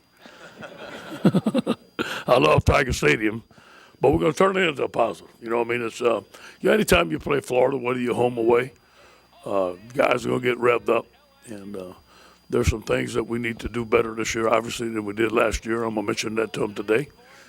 And this is a heated rivalry. We understand that's the way college football is, but we need to behave in some situations a little bit better than we did last year. Hey, Coach, up here at the top, a lot was made of the practice regimen last year in the interim. Do you maybe change that with the performance of your team and with the opponents coming up? You know, as a young coach, I would have, and that was the wrong thing to do. Today I'd have them out in full pads, scrimmaging, but I'm not going to change the practice routine. That's not it. This is a practice routine that's worked well. We've played well. And so that's no reason for that. I think it's about fundamentals. It's about details. It's about the film room. It's about, you know, I asked the coaches today, let's put together a list of things that we didn't do well. Let's make sure that we drilled it. Let's make sure that we worked it. Let's make sure that we gave them exact picture in practice for them to perform that skill. And if we did, let's do a better job this week. That's football. That's planning. Coach, you touched on you shouldering the leadership. Would you admit there's been a void when you lose guys like Beckwith and Adams and people that maybe it took a while to find those guys? Yeah, you know, you have five players that are starting in the NFL, and those guys were leaders for us. But those guys were also good players. Yeah, I think there's a combination. You know, I think to be a great leader, you have to be a great player or a good player. And you need to lead by example on the field. Then people are going to listen to you. If you're trying to lead and you're not making plays, it's very hard. Very hard. So that's the combination we're looking for. Down here in the front, just more of a tactical question. It looks like Florida could be without wide receiver Tyree Cleveland. But anyway, could you talk about what makes him so good and what they'll be missing, you know, if they don't have him? Speed, ability, deep ball ability, beat one-on-ones, yards after the catch. Very good player. Straight ahead. There's been such a drastic change in the number of penalties y'all have had the last couple of weeks. Do you still run the team for the penalties, or was that just a one-week thing? Yeah, 5 of them. We had 5 penalties. Guys are going to run today. They'll be addressed. They're going to run today. But we'll continue the same penalty policy. I'm proud that our team has improved in that area. I asked them to do it. And one thing about this team, most of the things I've asked them to do, they've done. So I expect them to step up this week. Leadership, step up, play better. The coaching staff, coach better. All of us together, one team, one heartbeat. And I hopefully that most of them are not reading the newspaper. Hopefully them are staying focused. Hopefully the coaching staff is staying focused and believing in the task at hand. That's what I'm doing. Well, I think it's having the referees at practice, detailing everything that we're doing, going over every penalty after practice, punishment. Then each position coach goes into his position meeting with the goal of having no penalties, and they take pride in it.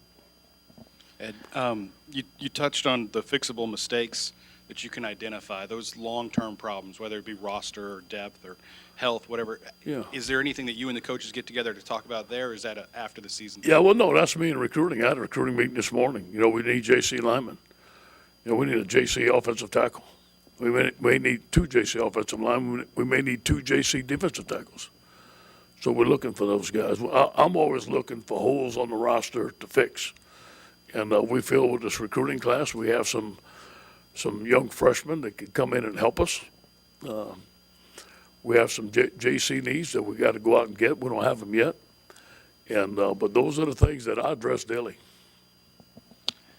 Coach, Toby sort of displayed some, I guess, just understandable frustration on social media yesterday. Did you talk to him about that? Is that something you have to address to guys to be careful what they post? Yeah, the first time I hear about it. So, but I will address it. The guy's going to be frustrated, but let's don't take it out on social media. The better ways of taking that out.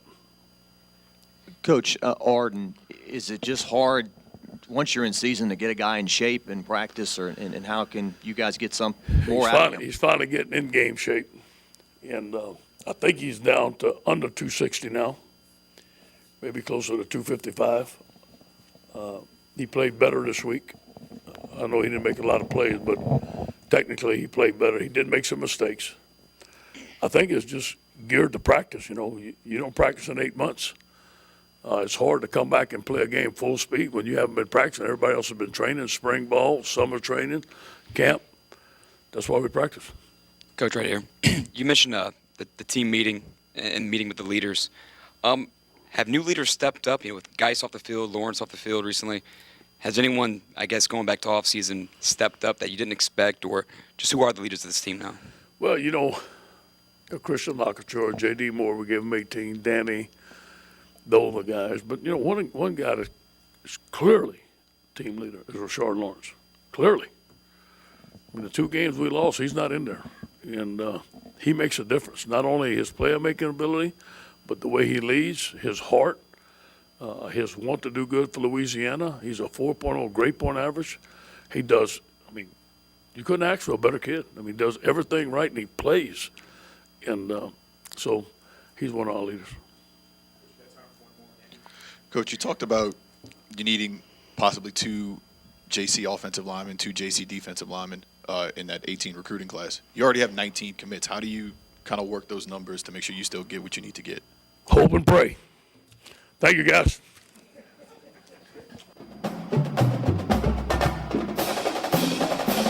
I do that every day, too. Yeah, but we're not the head football coach. And I put the pray before the hope. But we're not the head football coach who's just lost to Troy. They're 0-1 in the Sun Belt now, LSU is. Oh, stop. Stop? It's time to move on. Turn the page, go forward. Florida Gators. Move on, yes. All right, each and every week on the program, we like to tell you about the Louisiana Sports Writers Association Players of the Week as voted on by the sports writers. Running back from McNeese, David Ham had a big day and a big win over Stephen F. Austin. On defense, Cedric Cooper, senior defensive back for La Tech, his first 2 career interceptions. And on special teams, kick returner, a freshman, Marcus Green for Louisiana Monroe in their win over Coastal Carolina. So tip of the hat to Chanticleers, they beat the Chanticleers. Yeah, they're not doing good in football this year. Yeah. So we tip our hat to those Louisiana Sports Writers Association College Football Players of the Week. We'll take a break, come back. Will Wade, they started bouncing the basketball on campus. We'll have a couple of basketball thoughts when we come back. Still to come, Mike Scarborough of TigerBait.com, and we'll hear from Jim McElwain, third-year head coach of the Florida Gators. All of that's yet to come on Tigers Roar. Stay with us. Just wins.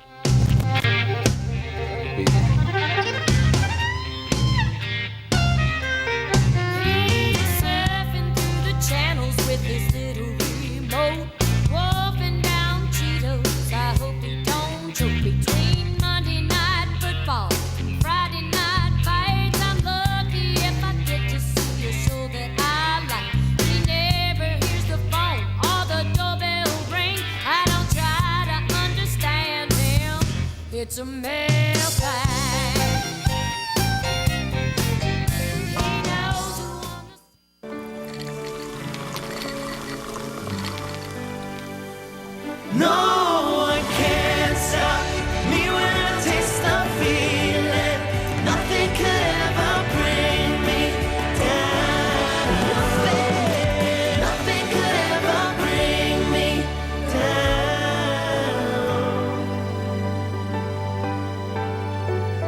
taste the feeling.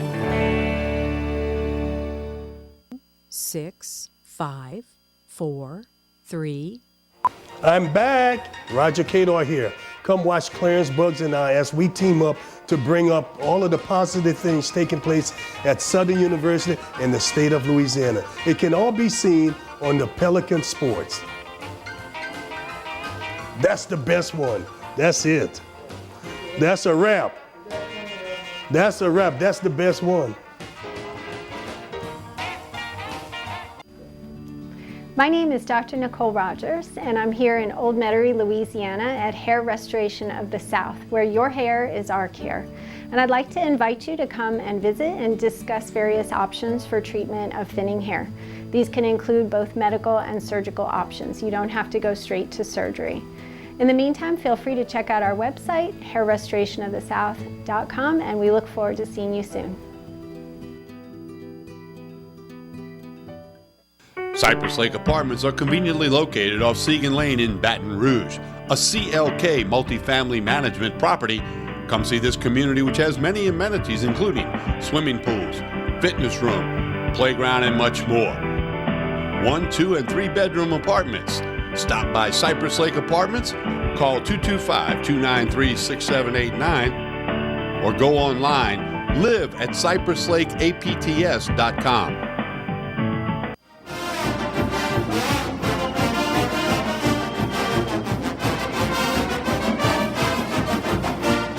We continue with Tigers Roar. Will Wade's basketball team started bouncing the ball late last week, and I think I commented to you and to others with football kind of in a funk. Great opportunity. Great opportunity for Will Wade to maybe get a few more eyes and ears onto what he's doing with basketball. We know he's done a lot of good things. Hadn't played a game yet, but he has hit the ground running. He has created an excitement. I've got people talking about it. I was in a meeting and with some people, and he was there, and he said, we do things 2 ways here. We do it the right way, and we do it again. And that's how we do it. That's how we roll. He's got a lot of them little That's how we sayings. roll, yeah. So did you hear his one about the peacock? No.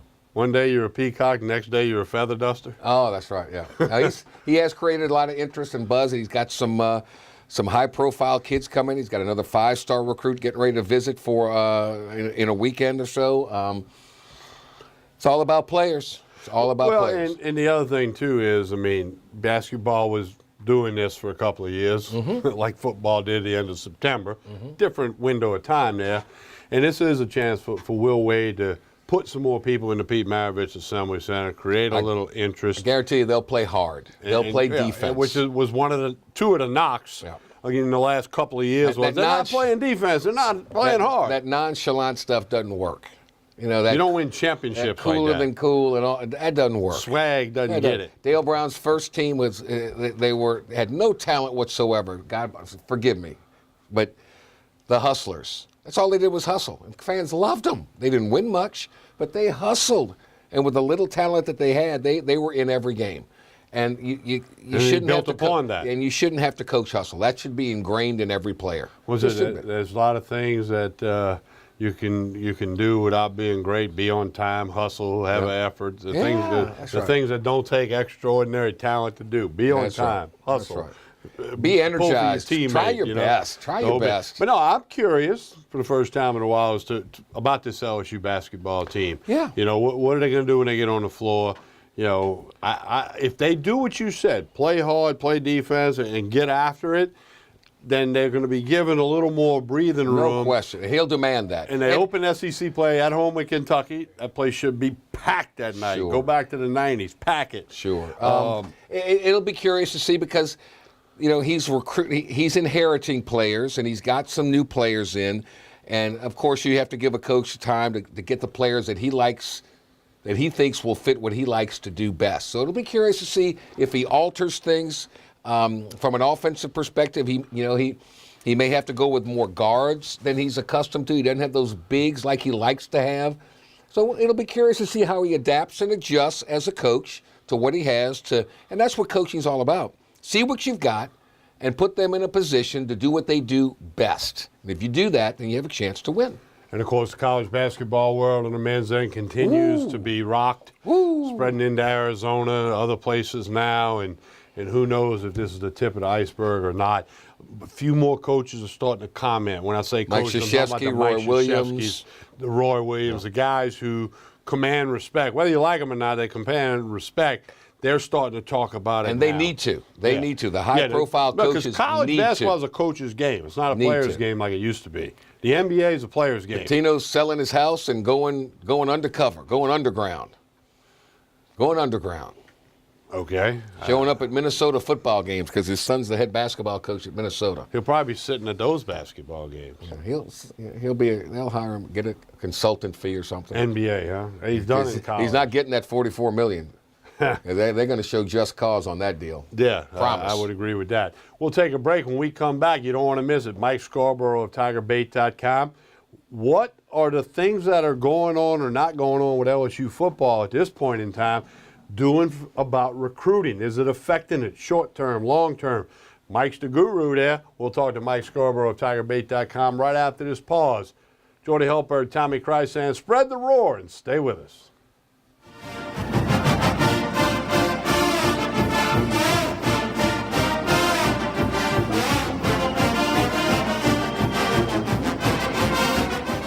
Hello. Hola. 你好. Experience what the Baton Rouge International School can offer your children. Now welcoming displaced students for short and long-term stability.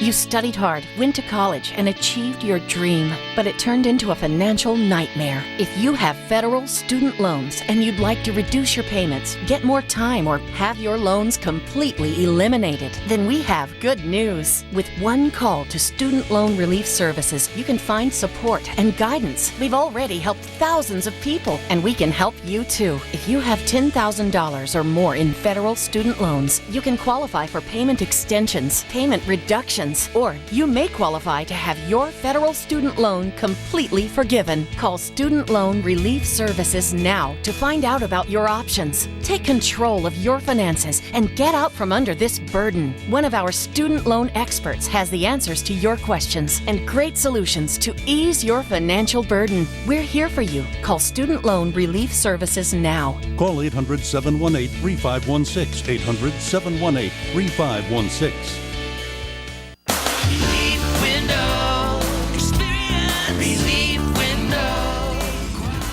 When my wife and I started Relief Windows, what we were trying to do, what our goal was to give a quality job to a homeowner.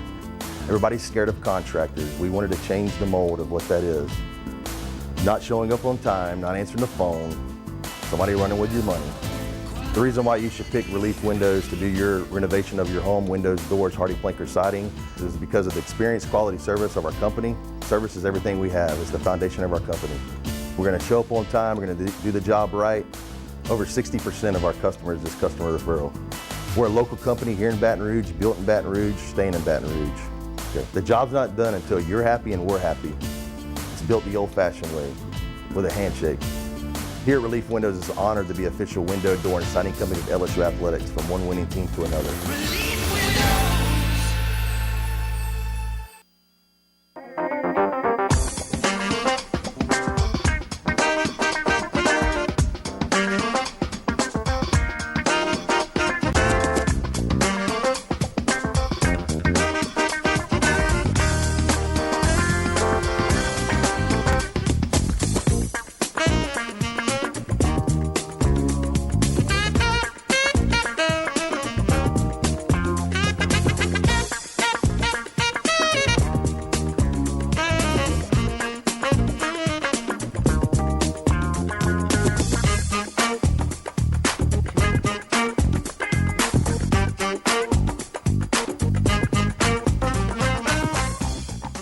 Acord Eye Clinic Vision Source is located on Perkins Road in Baton Rouge, offering full-service optical and lab work.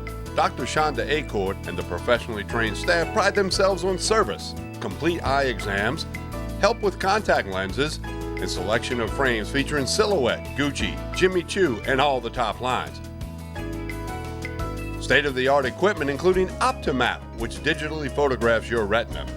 Call Acord Eye Clinic for an appointment. 225-767-3937. That's 225-767-3937. Visit the website visionsource-br.com. All patients of all ages are welcome. Accord Eye Clinic, Vision Source.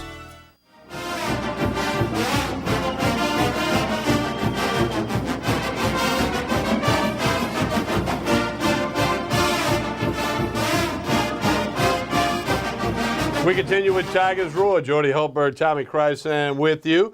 Our pleasure to now be joined by Mike Scarborough of TigerBait.com, where things are very busy. Mike, good evening. How are you? I'm doing great. Mike, everything that's happening or not happening with LSU football, what's the short-term and long-term impact, if any, on recruiting for LSU football? I just think that they've got to get some wins. It's very difficult to recruit. You know, look, recruits see things different than fans do. Okay. If they, they like the opportunity. They see holes on LSU's roster where they can come in and play early. And that is very, very appealing. The flip side of it is they want to feel like not only can they get early playing time and make an impact, but they also want to feel like they're a part of a program that's on the ascension and not sliding or descending.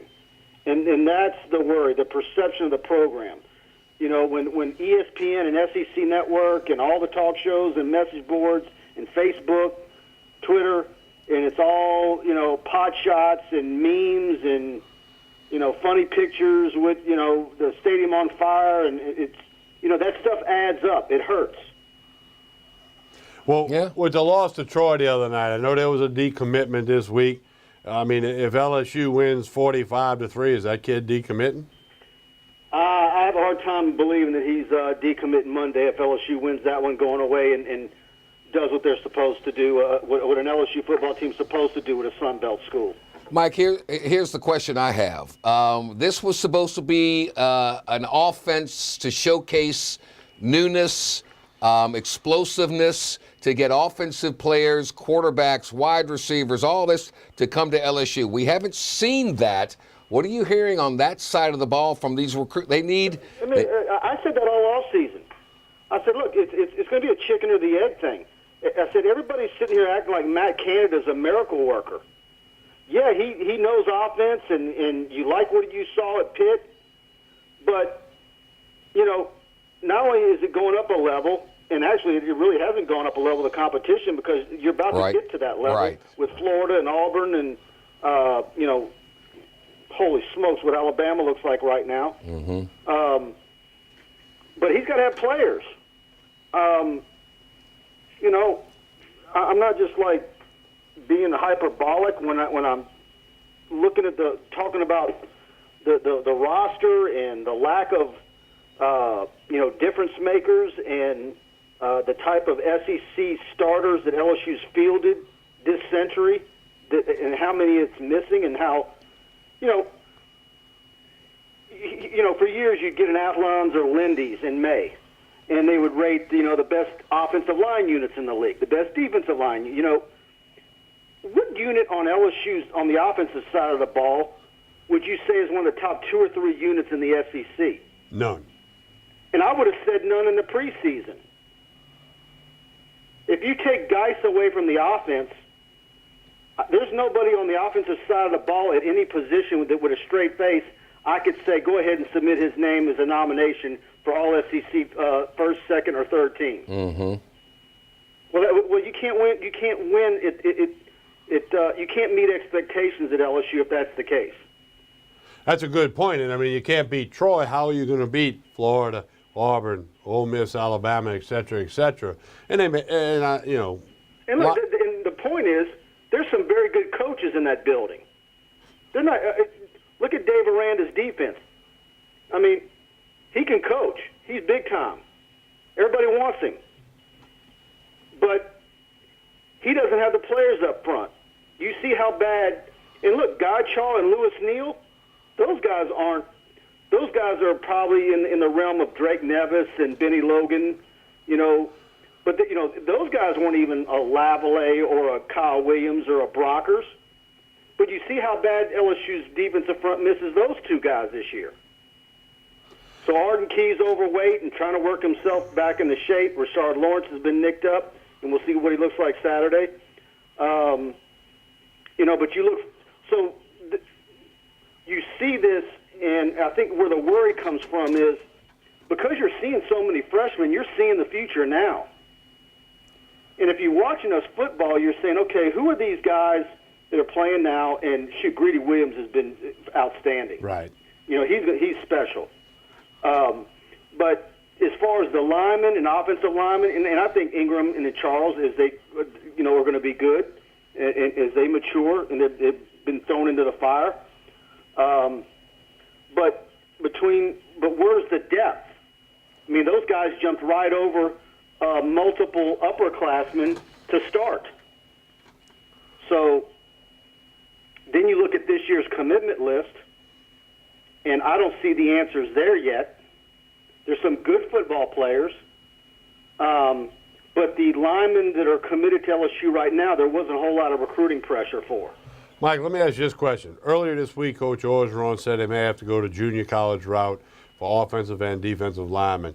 Give us the pros and cons of going the junior college route. You never know what you're going to get.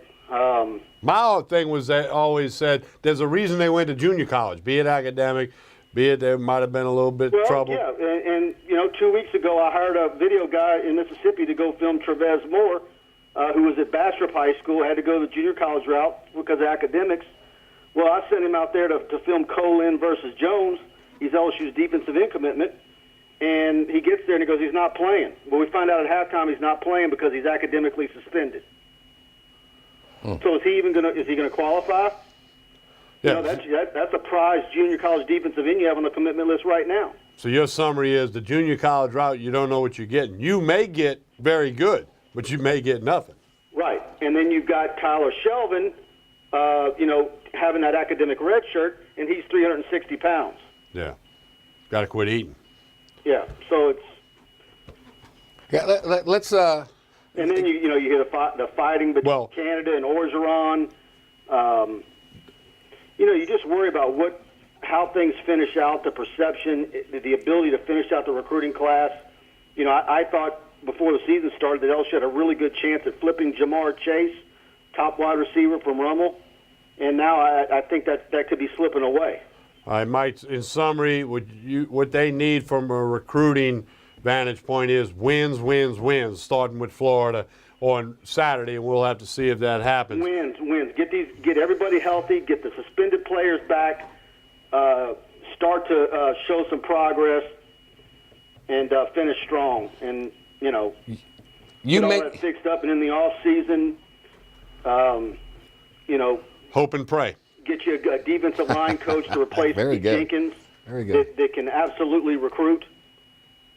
And then, we'll see what happens with Mickey Joseph and T-Rob and how those guys finish out. You mentioned off the air that you're excited about basketball season. You compared Will Wade to someone that we're familiar with. Who is that, and why is that? It's Nick Saban.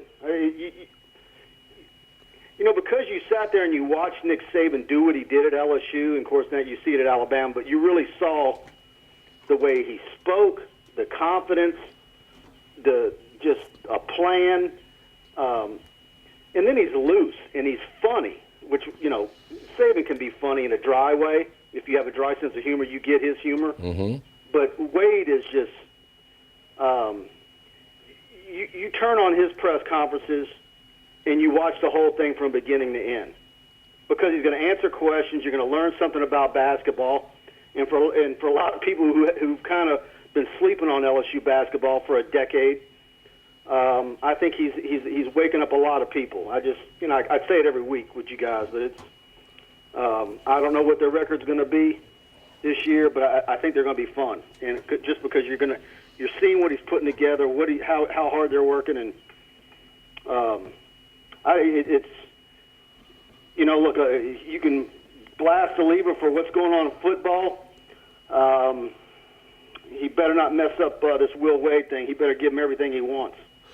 Mike Scarborough, tell everybody what's happening at TigerBait.com and why they should subscribe today. Yeah, got our all-day chat we do every Wednesday. That's been hot and heavy. Message boards are always flying every day, 24/7. So got all of our prospect video, Brian's Lazar's feature stories daily, a lot of video from football practices we post on our message board in high def.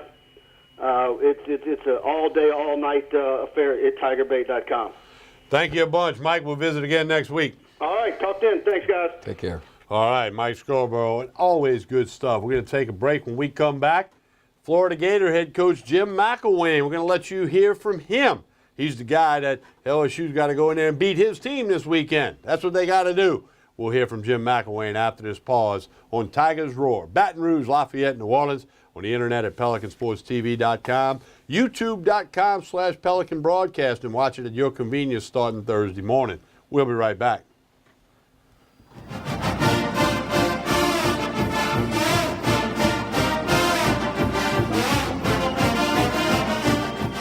Hi, I'm Jordy Hultberg for Tremonti's Meat and Seafood Market at 12451 Old Jefferson Highway. Chairman's Reserve steaks, their pork, their chicken, their seafood, top of the line. Primo barbecue pits, Icy Tech coolers. They can go anywhere and cater anything for you. Go to 751-7665 to call Tremonti's Meat and Seafood Market, where good meat ain't cheap and cheap meat ain't good. Tremonti's Meat and Seafood Market. Hello, my name is Debbie. Welcome to Debbie's Bridal, a Formal Affair.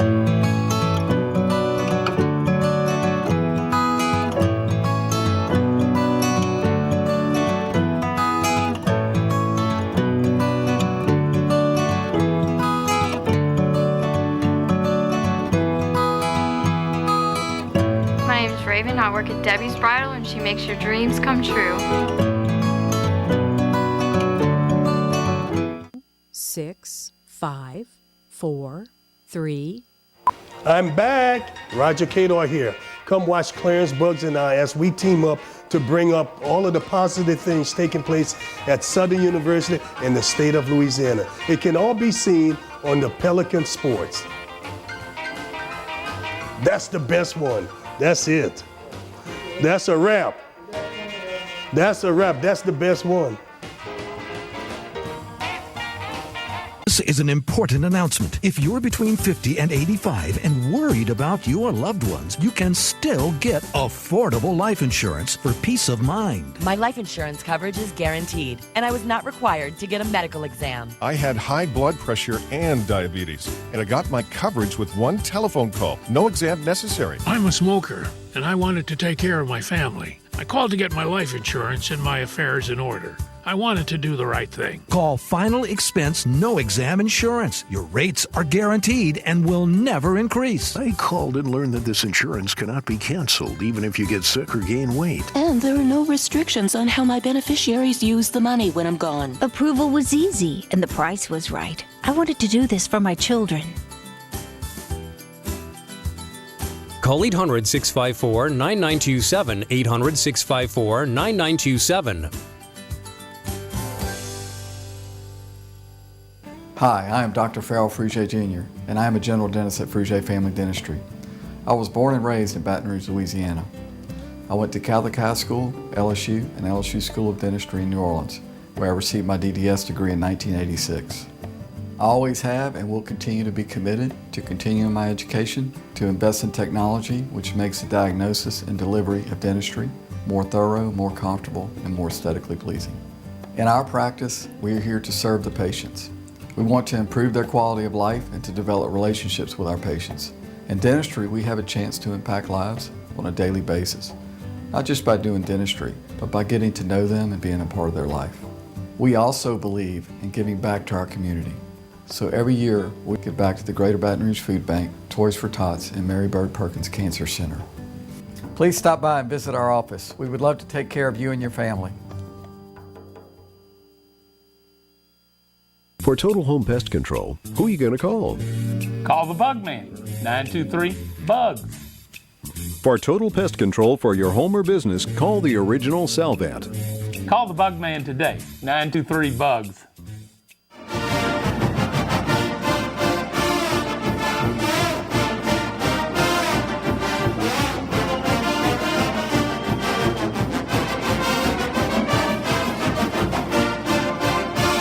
Jim McElwain, in his third year at Florida, all he's done in the first 2 years is get to Atlanta in the SEC championship game. Yep. Now he got clocked both times, Yep. but he got there. Yeah. Some people say Georgia may have something to say about think that they this will. year. I think May they or will. may not. But it used to be with Saban at Bama, and he was at Colorado State, did some good things there. Third year with the Florida Gators, and he's had some off-the-field distractions as well, as many schools had. It's not just LSU. No. It's lots of schools. Here's the head coach of the Gators talking about the upcoming matchup with the LSU Tigers.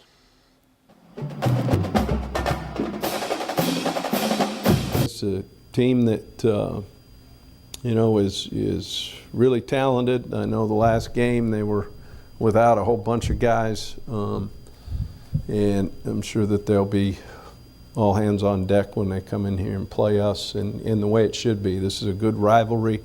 Obviously, what makes it that is it's your game in the East-West that is on your calendar every year. I think the fan base enjoys it, and two good football teams playing. And, people in the swamp, I just can't say enough. Noon tip last week, weather the way it was, they were in it and they filled it up, and it should be a fun week this week. This week our tackling has to be spot on. I expect the running back to play his tail off on national TV as I do all their guys, and so we're going to have to show up and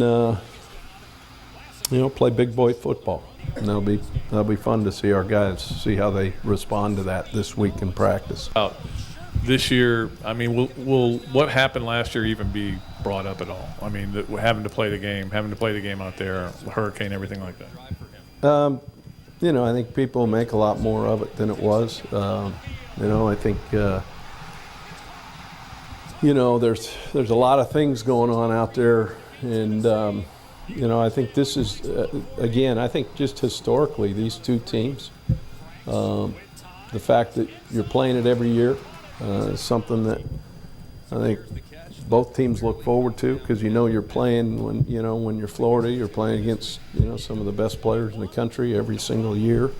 I think that's good. I think that's what makes the game what it is. And but at the same time, we played the game, and these are two separate teams. They've got guys back, but they've got a lot of young guys as well. So, you sense for what Felipe's tie to LSU, the recruiting process means to him this week? I haven't even thought about that. He's a Florida Gator. He gets a chance to go play in the swamp and against a really good team, and until you brought it up, you guys bring stuff up sometimes that I don't know. Yeah, that's why we're here. I love it. You keep digging the old useless information piece, and I'm usually pretty good about that too. We've got plenty of that. I hear you. And the scary part is I do too. It's unbelievable sometimes. What do you recall though from that process of getting him here and flipping his commitment and making him a Gator? Well, he was obviously a target when we got here. Was one of the best players in the state of Florida, and at the time, I think more than anything for him, probably opportunity-wise, we didn't have a lot on the roster, so I think it was a pretty good fit for him. With LSU coming off a fairly surprising loss, is there any need to kind of hammer home to your guys the human nature element of don't overlook this team and that sort of thing, and will you address that? Us overlook somebody? Wow. No, we know what kind of players they have, and you probably have written about the guys they held out in that game. Probably getting them ready to come here. So, no, that's not at all. Since you've been here, Coach, the defense has been extremely strong and kind of the backbone of the team. What do you see from these guys that they need to do to kind of continue to build toward that level? Well, I think, the tackling. they've played good defense. I think we played better. I think they'll be the first ones to say that. And playing up to the standard. Now, playing against these guys we're going to play against this week, you're going to have to play grab cloth a little harder. You're going to have to do everything at just a higher sense of urgency. And more than anything, we've got to be really good with our eyes. When you look at what they do offensively, and really when you take all the body of work even from Pitt and even before then, the shifts, the motions, the unbalanced, all of those things to create the window dressing for what they want to do. That's where I think for us, the importance of our film study and being disciplined and communicate and not get lost in all that is going to be huge. And then, look, they got guys that can flat run. I mean, you guys cover them in recruiting. You know who they have. So we're going to have to be disciplined. A game like this, obviously a big recruiting weekend for you, a big matchup, rivalry. What can this do for recruiting? I know it's just one game, but what can this do for recruiting? Well, I think more than anything, just the atmosphere, being a home game here and the people seeing the atmosphere of what is the Swamp and wanting to be a part of something really positive is always good. We go head to head on a couple maybe every year, but not a ton necessarily. And yet, anytime you get a win and anytime you're playing a team, you want to play well, especially at home in front of all those guys, and something we got to continue to do.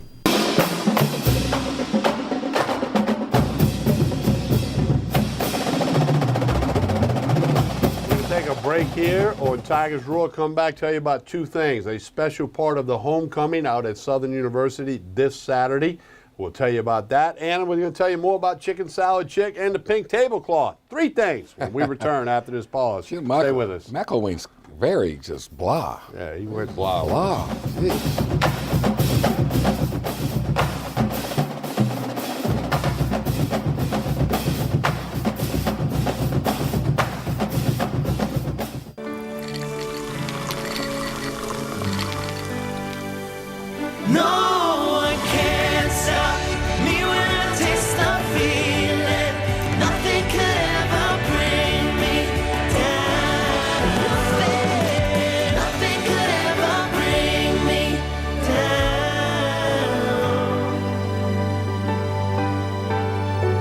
Taste the feeling. Creel Tree Service is a licensed and insured tree service providing tree and stump removal, topping, trimming, cabling, pruning, and fertilizing. We have free stump removal with takedowns, free estimates, affordable rates, and senior citizens discounts. Call 774-TREE. That's 774-8733. Get your yard ready for the warmer weather. If it deals with a tree, call me, Creel Tree Service, 774-8733. That's 774-TREE. Accord Eye Clinic Vision Source is located on Perkins Road in Baton Rouge, offering full-service optical and lab work. Dr. Shonda Accord and the professionally trained staff pride themselves on service, complete eye exams, help with contact lenses, and selection of frames featuring Silhouette, Gucci, Jimmy Choo, and all the top lines. State-of-the-art equipment including Optimap, which digitally photographs your retina. Call Accord Eye Clinic for an appointment, 225-767-3937. That's 225-767-3937. Visit the website, visionsource-br.com. All patients of all ages are welcome. Accord Eye Clinic, Vision Source. Hello, my name is Debbie. Welcome to Debbie's Bridal, a Formal Affair.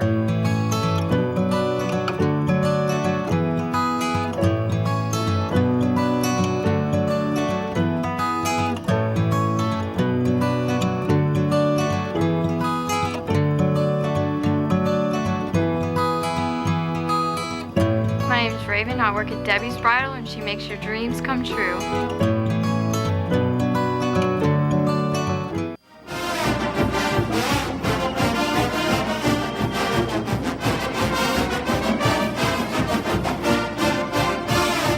Saturday is Southern's homecoming, 6 o'clock kick, Alabama A&M conference game, and it's homecoming. The parade starts at 8. We need you to be a part of Southern University Jaguars game day experience. We're going to tape a TV show right in front of the field house by A.W. Mumford Stadium Saturday morning at 9:30. Show your support for the Jaguars. Come on out, be on TV, check it all out. Then it'll air right here on Pelican Sports TV Saturday at 12 noon, 2 p.m., 4 p.m. It'll be on YouTube later that evening, and then they're going to show it in the stadium a couple hours before kickoff. The Jaguars game day experience in front of the A.W. Mumford Fieldhouse on Saturday morning. We want to see you there. Bring some of this, some chicken salad chick to the tailgate party. It's right there, Jubin Crossing, just opened today. The best chicken salad you'll ever taste. They've got about 10 flavors, all types of things you can get with it. These fresh croissants just make it delectable. Just make it delectable. Good stuff. And it'll be gone in just a minute. Chicken salad chick. Right there, Jubin Crossing. Good stuff. And, of course, Jordy, our set looking a little bit different tonight. Little pink. Real men wear pink. It's October. It's the month for breast cancer awareness. So get involved, and let's cure this thing somehow, some way. I think most folks can say they have a family member or someone they know. I know it has been in my family a couple times. Yeah. So get involved, and next week we'll tell you a little more about how you can donate and be more involved. Sets never look better. I know. It's looking good. You got your pink stuff on your shirt. It's next week good. It's your turn, too. Hey, we want to thank Robbie Andrew of the Gainesville Sun for giving us a Florida Gator perspective a little bit earlier. And, of course, as always, Mike Scarborough of TigerBait.com. Check out all the radio stuff on 9, 10 a.m. Jordy's on in Lafayette and New Orleans in the evenings. Still a lot of preview stuff, a lot to go through with LSU in Florida. Post-game show about 6 p.m. on Saturday night, right here, Saturday evening, right here. Radio and TV, your calls, your text messages. Saturday, radio and TV, 90 minutes right after the game. Let's do it. 90 minutes. It starts right after the game for 90 minutes. Within a minute or two, yeah. For 90 minutes. All right, Jordy. Come on, Tigers. Let's get in the swamp. Let's go get it. Find a way to come home from Gainesville with a W. Let's go get it. Takes a lot of people to put this show together. On behalf of everybody on the Pelican Broadcasting crew, most importantly, we thank you for watching. Have a good evening, everyone. Talk to you Saturday night on the post-game show.